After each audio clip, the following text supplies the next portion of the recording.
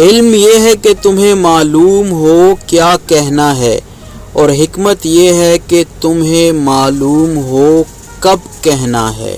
بہترین وقت وہ ہے جب بدترین لوگ بے نقاب ہو جائیں۔ اتنا جھوٹ مت بولو کہ لوگوں کا تمہارے سچ سے بھی اعتبار اٹھ جائے۔ پرندہ جب اڑنے کی ٹھان لے تو ہوا کو راستہ دینا ہی پڑتا ہے۔ درویشوں کے علاوہ دنیا کے باقی لوگ بچوں کی مانند ہیں جو دنیا کے کھیل میں مگن ہیں۔ شکر کو چادر کی طرح پہنو، یہ تمہاری زندگی کے ہر کونے کو چھپا لے گا۔ جو تم خود جو نہیں جانتے اسے دوسروں کو مت سکھاؤ۔